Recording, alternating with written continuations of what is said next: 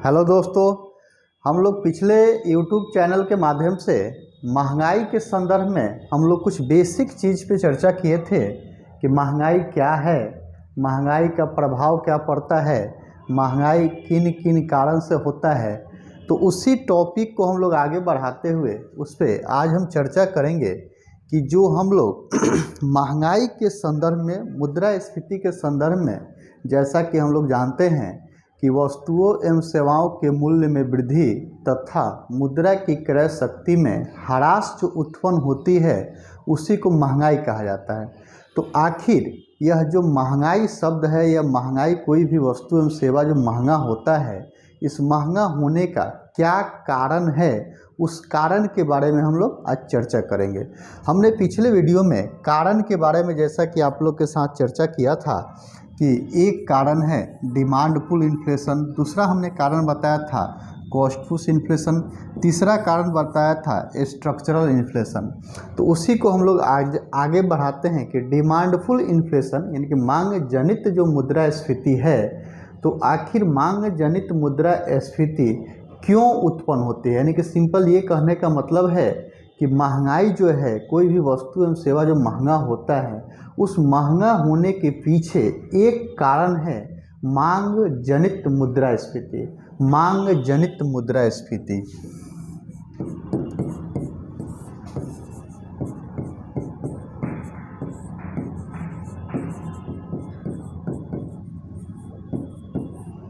तो इस मांग जनित मुद्रास्फीति को हम लोग सबसे पहले समझने का प्रयास करेंगे कि मांग जनित मुद्रास्फीति क्यों होती है। तो हमने चर्चा किया कि मुद्रा की क्रय शक्ति में कमी हो जाती है, मुद्रा की क्रय शक्ति में ह्रास हो जाती है, और जब ह्रास होती है तो वस्तुएं एवं सेवाएं महंगी हो जाती है।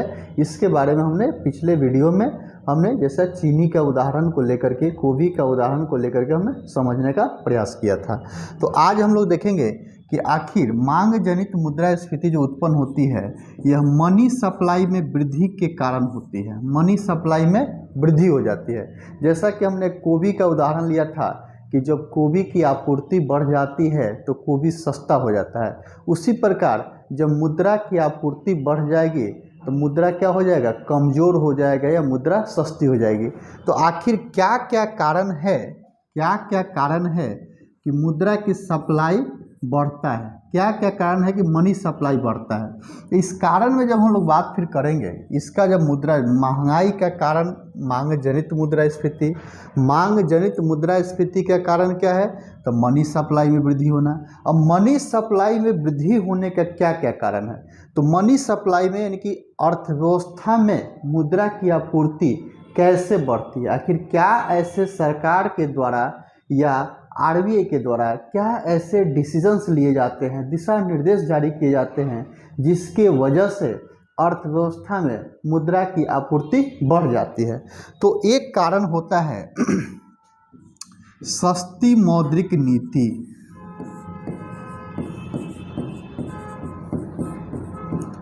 मौद्रिक नीति, ठीक है, इसी को चीप मनी पॉलिसी कहते हैं। इसको चीप मनी पॉलिसी कहा जाता है। यानी कहा ये जाता है चीप मनी पॉलिसी के संदर्भ में कि जैसा कि अगर आप लोग RBI के फंक्शन से परिचित होंगे, तो जैसा कि आप लोग जानते होंगे कि RBI मौद्रिक नीति जारी करती है। मौद्रिक नीति जारी करती है। यह जो मौद्रिक नीति होती है, जैसा कि आप लोग को उस शब्द से परिचय होगा, CRR के बारे में आप लोग सुने होंगे, SLR के बारे में सुने होंगे, रेपो रेट के बारे में सुने होंगे, रिवर्स रेपो रेट के बारे में सुने होंगे, ओपन मार्केट ऑपरेशन के बारे में सुने होंगे, MSF के बारे में सुने होंगे, बैंक रेट के बारे में सुने होंगे। तो ये RBI का जो है मौद्रिक नीति के टूल्स कहलाते हैं, ये मौद्रिक नीति के उपकरण कहलाते हैं। यानी कि RBI जो मौद्रिक नीति जारी करती है, तो मौद्रिक नीति का जो टूल्स है, ये हम लोग अभी जिसकी नाम की हम लोग चर्चा कर रहे हैं कि मौद्रिक नीति के टूल्स, मौद्रिक नीति के उपकरण। तो मौद्रिक नीति के जब उपकरण की हम लोग बात करते हैं, तो मौद्रिक नीति के दो उपकरण होते हैं। एक कहा जाता है मात्रात्मक उपाय या मात्रात्मक उपकरण, दूसरा को कहा जाता है गुणात्मक उपकरण।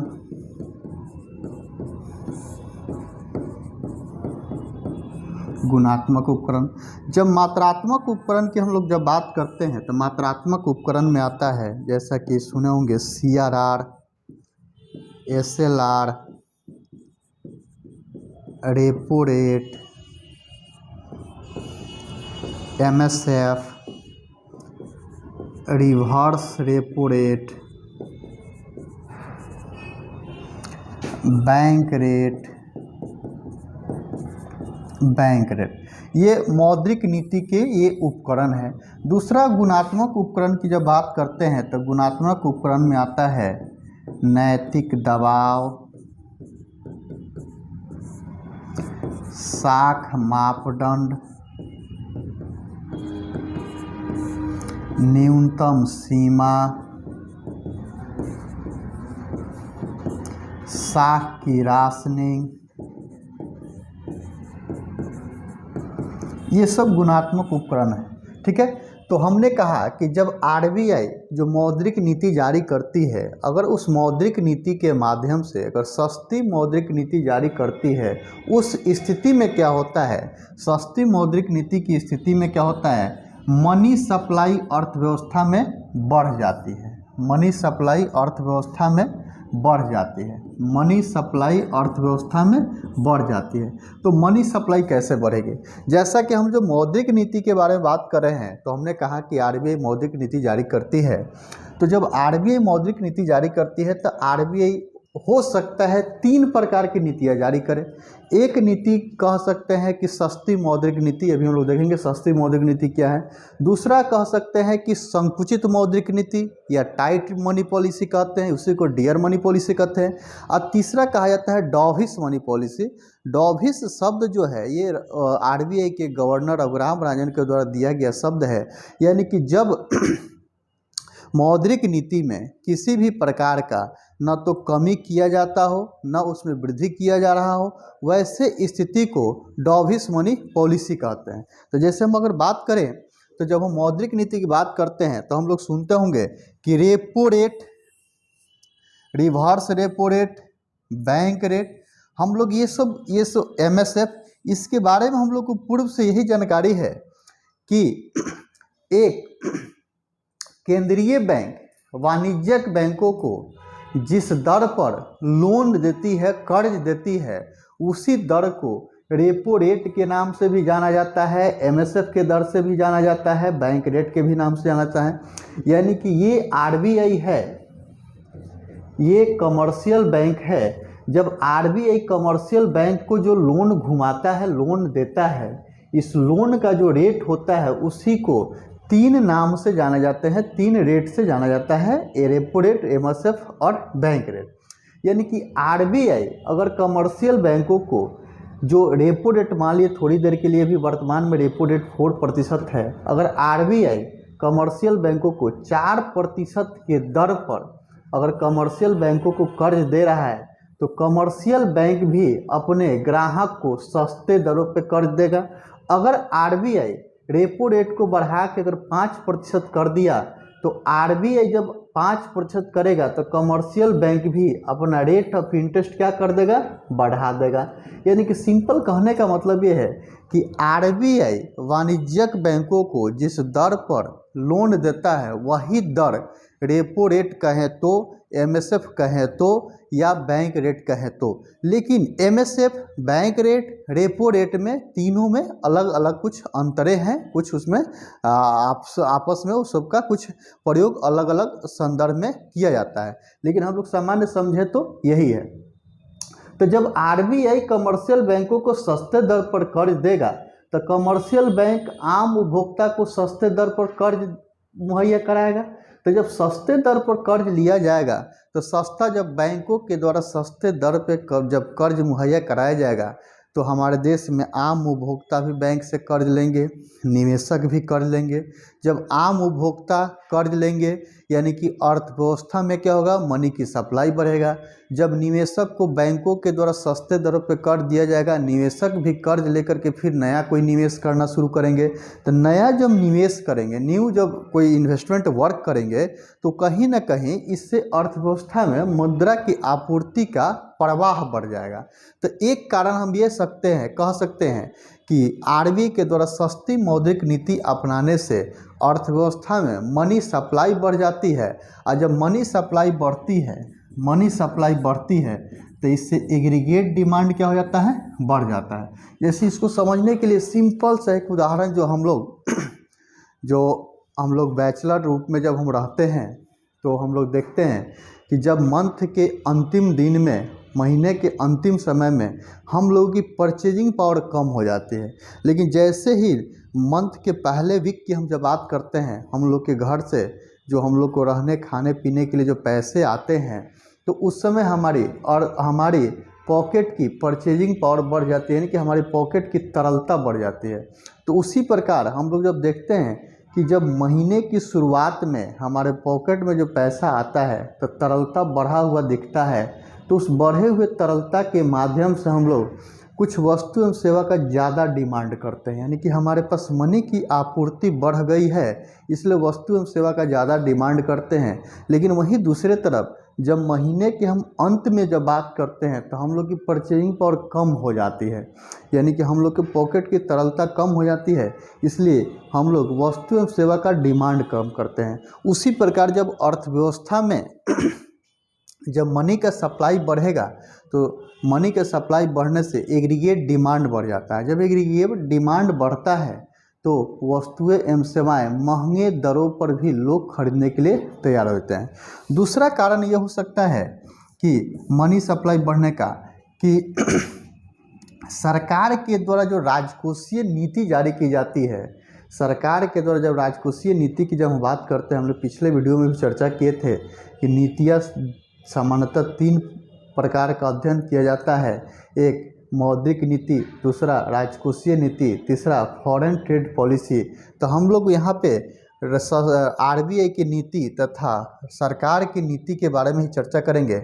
जब हम राजकोषीय नीति की बात करते हैं तो राजकोषीय नीति में जैसे एक है प्रत्यक्ष कर। जब प्रत्यक्ष कर की बात करते हैं तो अगर मान लिए प्रत्यक्ष कर में कमी कर दिया जाए, प्रत्यक्ष कर में कमी कर दिया जाए तो इससे मनी सप्लाई क्या हो जाती है, बढ़ जाती है। जैसे मान लिए कोई व्यक्ति 10 लाख रुपया, एक साल उस व्यक्ति का इनकम है 10 लाख रुपया, ठीक है। मान लेते हैं वो 25% डायरेक्ट टैक्स पे कर रहा है, प्रत्यक्ष कर पे कर रहा है, ठीक है।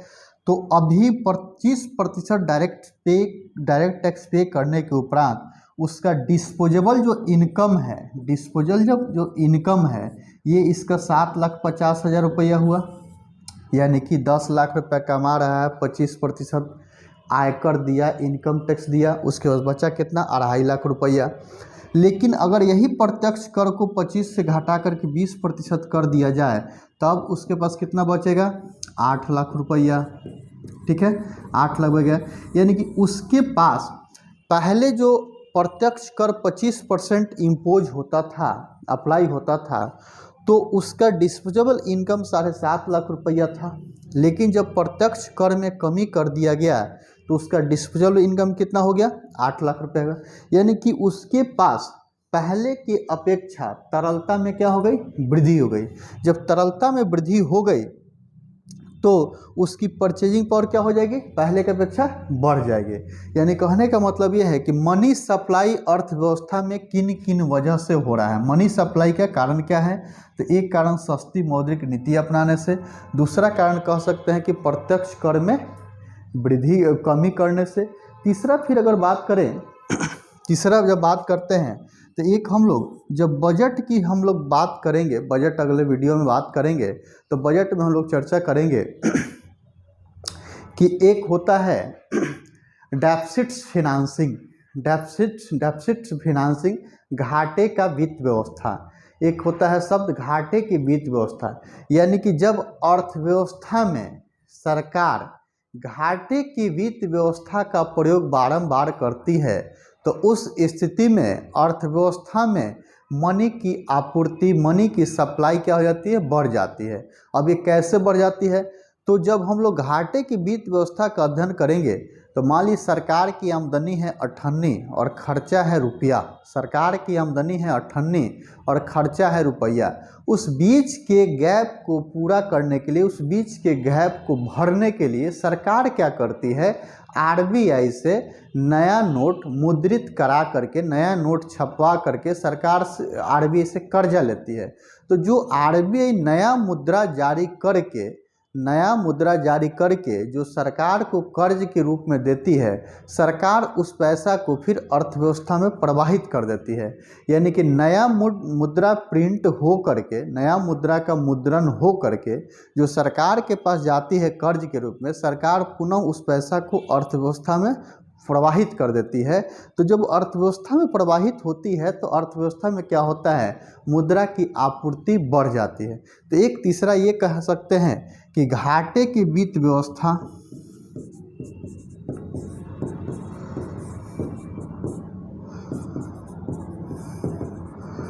घाटे की वित्त व्यवस्था यानी कि सरकार के द्वारा जो घाटे की वित्त व्यवस्था का उपाय किया जाता है, इससे भी मनी सप्लाई में क्या होती है, अर्थव्यवस्था में वृद्धि होती है। हमने सिंपल एक उदाहरण लिया कि जब हम ही लोग के पास में मुद्रा की आपूर्ति बढ़ जाती है तो हम लोग की परचेजिंग पावर बढ़ जाती है। तो उसी प्रकार यहाँ जब अर्थव्यवस्था में मुद्रा की आपूर्ति बढ़ती है तो परचेजिंग पावर बढ़ जाती है, यानी कि खरीदने की शक्ति बढ़ जाती है, यानी कि मांग करने की शक्ति बढ़ जाती है। और इसीलिए इसको मांग जनित मुद्रास्फीति कहते हैं। ठीक है, अब इस मांग जनित मुद्रास्फीति को एक हम लोग ग्राफ के माध्यम से समझने का फिर प्रयास करेंगे, जो कि हमने पिछले भी वीडियो में कहा था कि हम लोग इस वीडियो के माध्यम से हम लोग मांग का नियम क्या है, पूर्ति का नियम क्या है, इसके बारे में भी हम लोग अवलोकन करेंगे। तो थोड़ा सा उसका बेसिक इन्फॉर्मेशन हम लोग देखते हैं कि यहाँ पे मांग व आपूर्ति के माध्यम से हम लोग इसको डिमांडफुल इन्फ्लेशन को हम लोग समझने का प्रयास करेंगे। ठीक है, तो जैसा कि आप लोग पूर्व से जानते होंगे कि जब मांग कर्व की बात करते हैं तो मांग कर्व एग्रीगेट डिमांड कर्व ये हो गया मेरा। ठीक है, ये एग्रीगेट डिमांड कर्व है। जब सप्लाई कर्व की बात करते हैं, ये सप्लाई कर्व हो गया। ठीक है, ये मेरा इक्विलिब्रियम पॉइंट है, इक्विलिब्रियम पॉइंट है। ठीक है, इक्विलिब्रियम पॉइंट है ये। ठीक है, हमने कहा कि मनी सप्लाई बढ़ने से एग्रीगेट डिमांड क्या हो गया, बढ़ गया। मनी सप्लाई के बढ़ने से एग्रीगेट डिमांड क्या हो गया, बढ़ गया, यानी कि मांग करने की क्षमता जो है, क्षमता में वृद्धि हो गई। मेरा इस ग्राफ पे एग्रीगेट डिमांड यही है। ठीक है, तो एग्रीगेट डिमांड क्या हो गया, बढ़ गया, एग्रीगेट डिमांड बढ़ गया। तो जब हम इस ग्राफ के माध्यम से देखते हैं तो एग्रीगेट डिमांड जो एक कर्व है, ये कर्व है, जब एग्रीगेट डिमांड में वृद्धि होगा, यानी कि पहले की अपेक्षा ज़्यादा वस्तु एवं सेवा की खरीदारी होगी, तो ये राइट को शिफ्ट करेगा। तो नया मेरा एग्रीगेट डिमांड कर्व कहाँ पे आ गया, इस पॉइंट पे आ गया। ठीक है, इस पॉइंट पे E1 पे आ गया। ठीक है, इसको हम लोग समझते हैं। हमने मुद्रास्फीति के परिभाषा में हमने चर्चा किया था कि वस्तुएं एवं सेवाएं क्या होती है, महंगी हो जाती है। वस्तु एवं सेवा क्या हो जाती है, महंगी हो जाती है। पहले प्राइस यहाँ पे था, अब प्राइस लेवल क्या हो गया, P1 हो गया। ठीक है, पहले डिमांड इस E बिंदु पे हो रहा था, यानी कि इस P मूल्य पर मान लेते हैं QD डिमांड हो रहा था। अब डिमांड कितना हो रहा है, QD 1 हो रहा है। पहले की अपेक्षा क्या हो गया, डिमांड बढ़ गया। पहले P प्राइस मूल्य था, अब कितना हो गया, P1 प्राइस हो गया। ठीक है, यानी कि पहले की अपेक्षा मूल्य में वृद्धि हो गई, पहले की अपेक्षा यहाँ क्वांटिटी प्रोडक्शन या क्वांटिटी डिमांड में भी वृद्धि हो गई, QD। ठीक है, पहले की अपेक्षा वृद्धि हो गई। देखिए, पहले हमारा E बिंदु पर P मूल्य पर QD वस्तु का डिमांड हो रहा था, यानी कि ये P बिंदु पर QD वस्तु क्या हो रहा था, सप्लाई हो रहा था, यानी कितना सप्लाई था इतना डिमांड था। लेकिन अब क्या हुआ कि हमारी मनी सप्लाई में वृद्धि होने की वजह से ED मेरा एग्रीगेट डिमांड क्या हो गया, बढ़ गया। अब मेरा डिमांड कर्व जो नया बना है E1 बिंदु पर हो गया। तो पहले के अपेक्षा जो पहले QD डिमांड था, अब QD से मान लेते हैं, यहाँ पे हम फिगर रखते हैं 1000 मान लिए डिमांड था, तो 1200 डिमांड होना शुरू हो गया किसी भी वस्तु का, मान लिए मार्कर ही है, ठीक है। पहले मूल्य था मान लिए 10 रुपया, अब 12 रुपये मूल्य पे हो रहा है, ठीक है। तो पहले की अपेक्षा मूल्य में वृद्धि हो गई, और पहले के अपेक्षा क्या हुई, क्वांटिटी डिमांड में भी वृद्धि हो गई। मेरा सिंपल महंगाई कहता है कि जब अर्थव्यवस्था में मनी की सप्लाई बढ़ जाती है तो एग्रीगेट डिमांड में क्या हो जाता है, वृद्धि हो जाता है। यहाँ पे एग्रीगेट डिमांड में क्या हो गया, वृद्धि हो गया यहाँ पे, यानी कि पहले की अपेक्षा 200 यूनिट ज़्यादा वस्तु का क्या हो रहा है, डिमांड किया जा रहा है। और ज़्यादा 200 वस्तु का जो डिमांड हुआ, जिसका नतीजा क्या हुआ कि बढ़े हुए मूल्य पर भी लोग खरीदने को तैयार हो गए। तो इसको डिमांडफुल इन्फ्लेशन के लिए आप लोग भी इस फिगर को बना लेंगे, ठीक है। दूसरा हम लोग चर्चा किए थे कॉस्ट पुश इन्फ्लेशन।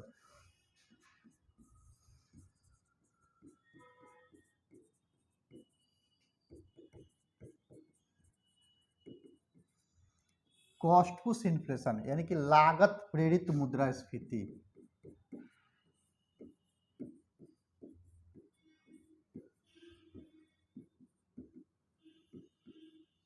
लागत प्रेरित मुद्रास्फीति यानी कि हमने पिछले वीडियो में जो चर्चा किया था कि महंगाई का सामान्य तात्पर्य क्या है, वस्तुएं एवं सेवाएं के मूल्य में वृद्धि होना तथा मुद्रा की क्रय शक्ति में ह्रास होना, ठीक है। तो वस्तुएं एवं सेवाएं के जो मूल्य में वृद्धि होगी, इसके मूल्य में वृद्धि होने का दो कारण हो सकता है मुख्यतः।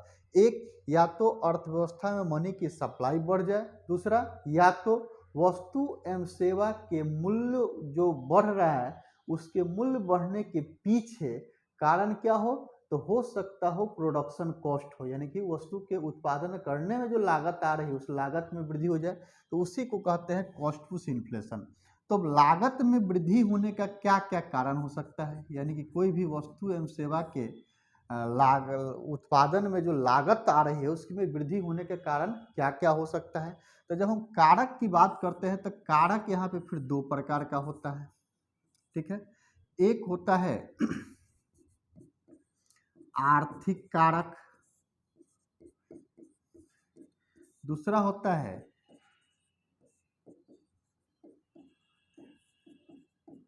गैर आर्थिक कारक। यानी कहने का मतलब है कि वस्तु एवं सेवा का जो उत्पादन होता है, हम लोग कभी वीडियो में हम लोग जब नेशनल इनकम चर्चा करेंगे तो उसमें इस चीज़ की चर्चा करेंगे कि मीन्स ऑफ प्रोडक्शन चार होते हैं। मीन्स ऑफ प्रोडक्शन चार होते हैं।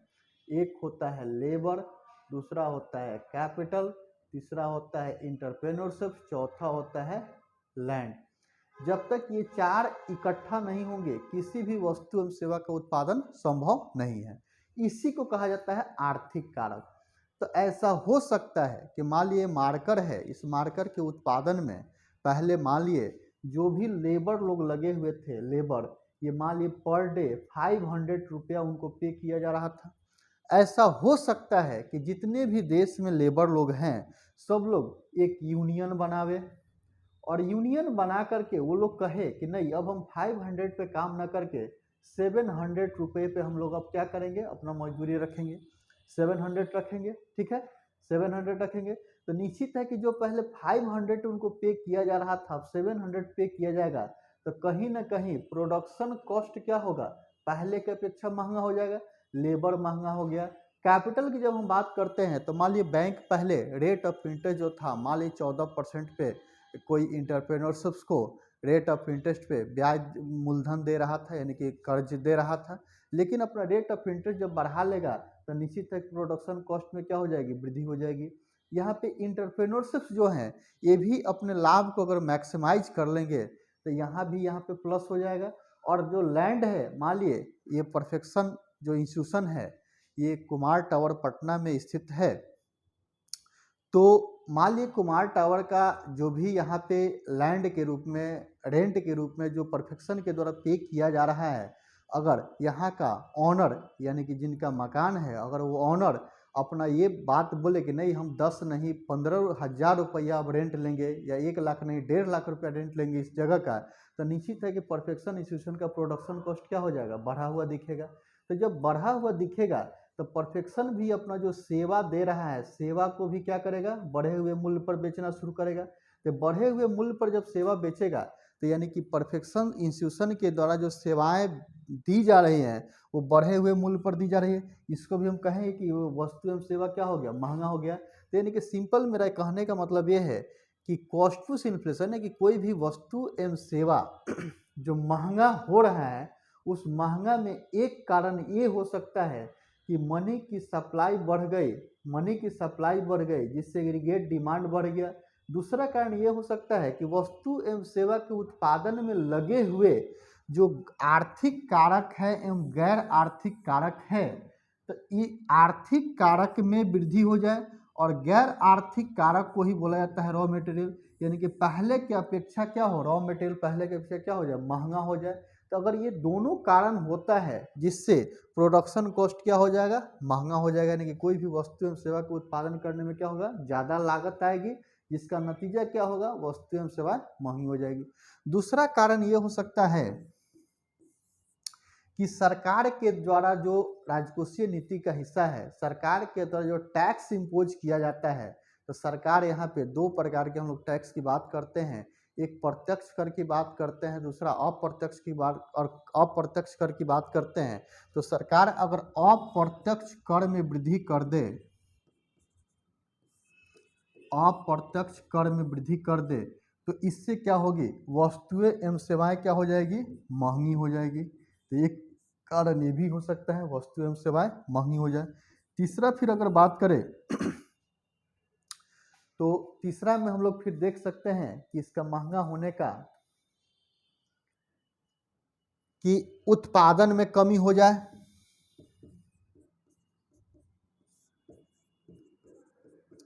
यानी कि कोई भी वस्तु, यानी कि हम लोग एग्रीगेट डिमांड जो है ग्रेटर देन एग्रीगेट सप्लाई हो जाए, यानी कि यहाँ पे उत्पादन में कमी हो जाए। अब उत्पादन में कमी होने का क्या क्या कारण हो सकता है, मान लिया प्राकृतिक आपदा आ जाए।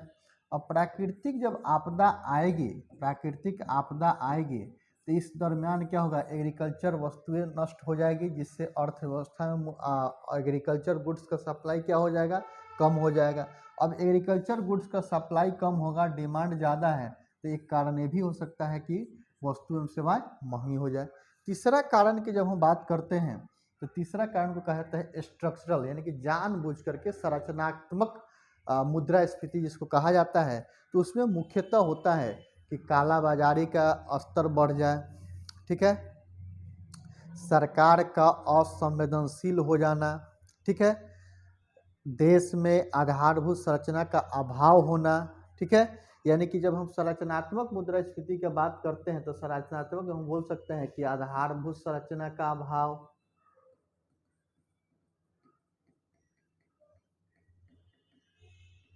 एक कारण ये हो सकता है। दूसरा काला बाजारी,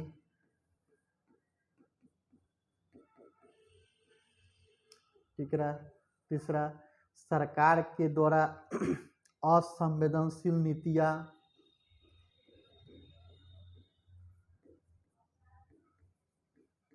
तो ये सब जो कारण है ये संरचनात्मक मुद्रास्फीति का मुख्यतः कारण है।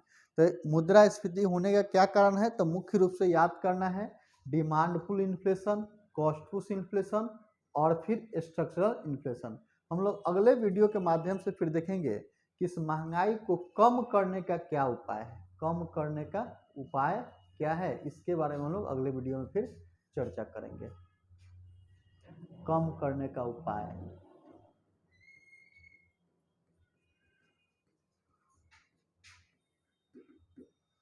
ठीक, थैंक यू।